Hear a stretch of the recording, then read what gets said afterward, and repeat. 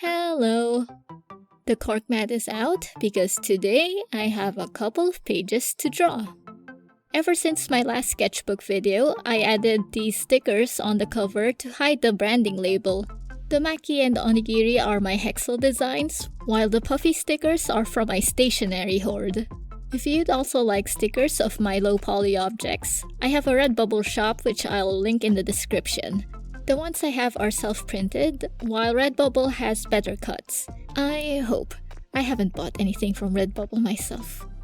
Quick self-promo aside, here's the first sketch for this book. I already erased the pencil lines ahead of time.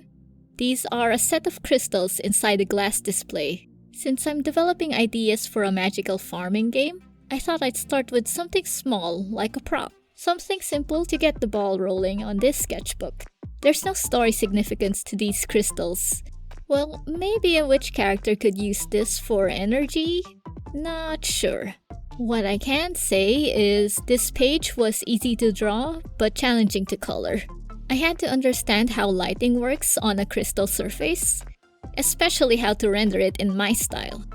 I used my Staedtler brush pens because that set has some pastel shades for the base colors. To emulate the shininess of crystal surfaces, I left some negative spaces for the highlights. This early on, they kinda look like gummy candy. Normally, I wouldn't default to purple shades, so I'm looking for excuses to use those colors. For variety and color harmony, I use blue and red for the other crystals. The platform base is made of wood, and for that, I colored it with my alcohol marker. A good dark mahogany-ish brown to contrast with the crystals.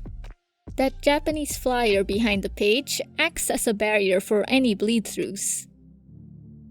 Before I colored the rest of the wood, I outlined the glass dome with the lightest blue brush pen.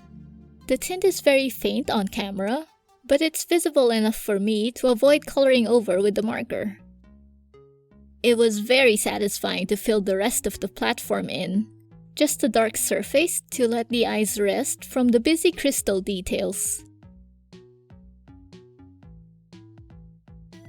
When the first layer of pen ink had dried, I could add overlapping details like the leaves behind the crystals. The most I went with shading the platform is detailing it with a darker brown. This might be contrasting too much style-wise with the crystals. The wood has that flat style that I'm after, given the limitations of my cheap supplies. The crystals, meanwhile, are over-rendered because I experimented with layering and blending the brush pens. I dotted the holly with a gold paint marker. Is it a rare magical branch of holly, or is it a tacky Christmas decoration? Applying the second layer of shading on the crystals, I regret using that shade of purple. It's quite a jump in saturation and value. Where's the adjustment layer button when you need one? I can remake this in Affinity Designer for a future video.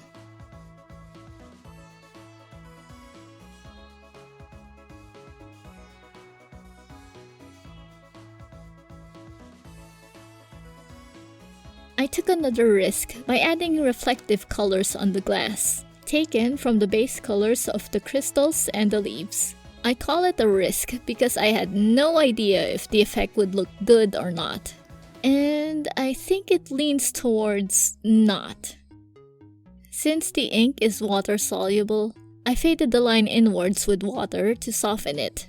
I probably said this in my brush pen review, but water-soluble is most likely an empty label to make the ink sound fancier.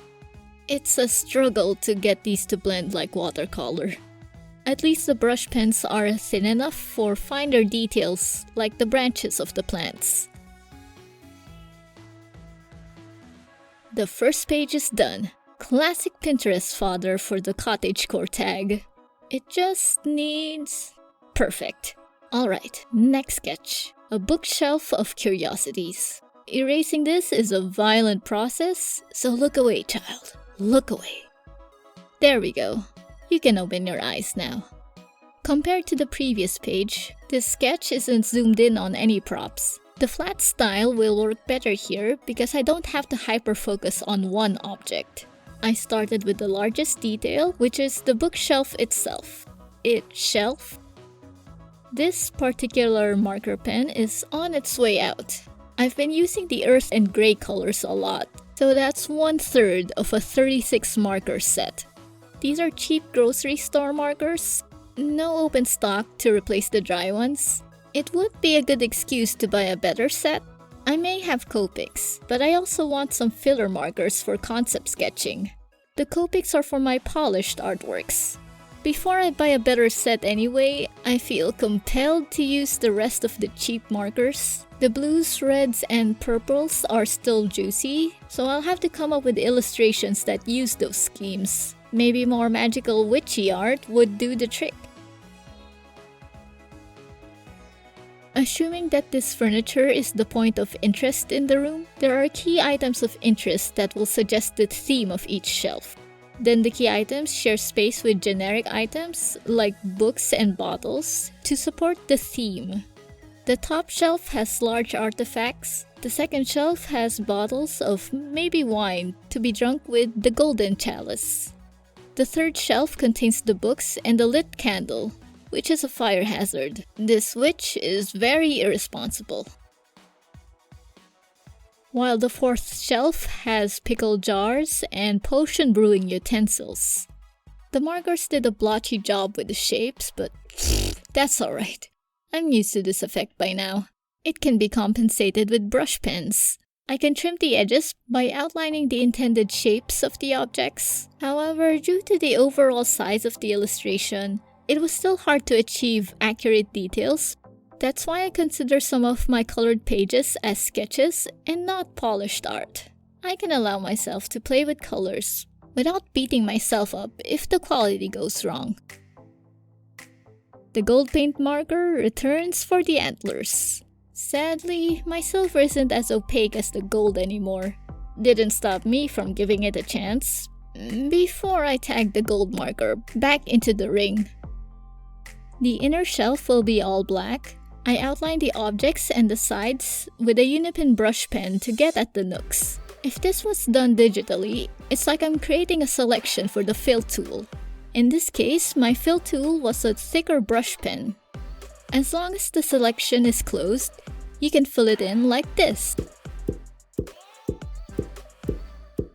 As always, thank you for watching. If you enjoyed this, please give a like, comment, and subscribe for more art videos, both traditional and digital. Oh, and buy my stickers at Redbubble. Bye-bye!